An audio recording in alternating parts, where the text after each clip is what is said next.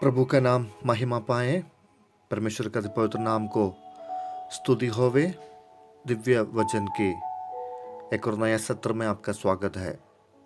उत्पत्ति के पुस्तक अध्याय 2 पदांश 8 और 9।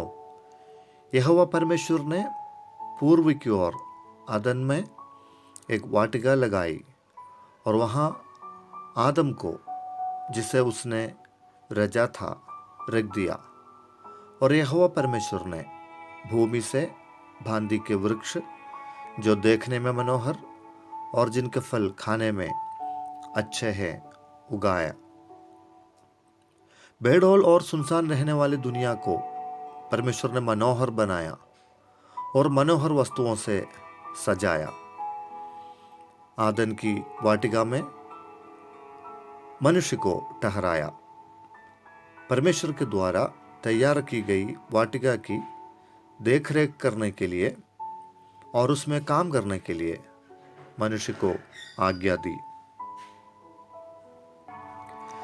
हम सबके जीवन के लिए परमेश्वर की योजना बड़ी है और महत्वपूर्ण है। परमेश्वर की सुंदरता हमारे जीवन में देखने और अनुभव करने के लिए इन दिनों में हम प्रयास करें। आपके जीवन की हर जरूरतों के लिए प्रभु सब कुछ मुहैया करने वाला है। एदन की वाटिका को बनाया और फल और फूलों से सजाया। उस वाटिका की खूबसूरती को बरकरार रखने के लिए और उसको हष्टपुष्ट रखने के लिए प्रभु ने एक नदी को उत्पन्न किया और उसको चारों ओर से बहाया, ताकि प्रभु की सृष्टि फले और फूले। हमारे बेडौल जीवन को प्रभु ने आकार दिया, एक लक्ष्य दिया, भलाइयों से तृप्त किया, सब सुख सुविधाओं को हमारे लिए दे दिया। क्या आपने इन बातों के विषय में कभी सोचा और मनन किया? मेरे प्रियो, आपके जीवन के प्रति प्रभु की योजना सफल बनाने के लिए हर माहौल को प्रभु तैयार करता है।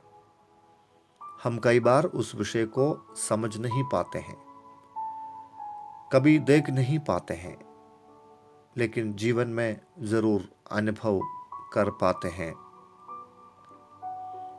मैदान की घास को सजाने वाला, जंगल के पशुओं की सुधि रखने वाला, चिड़ियों को बहुमूल्य समझने वाला, वो परमेश्वर आपको बहुमूल्य समझ रहा है और आपको आशीषित करने के लिए और आनंदित करने के लिए चारों ओर सब इंतजाम किया है।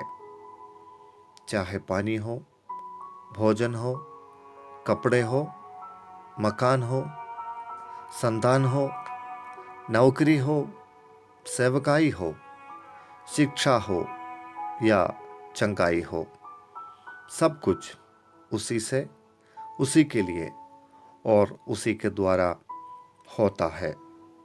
उस महान परमेश्वर के हाथों में अपने जीवन को समर्पित करें। वो आपके जीवन को और सुंदर और खूबसूरत बनाने वाला है।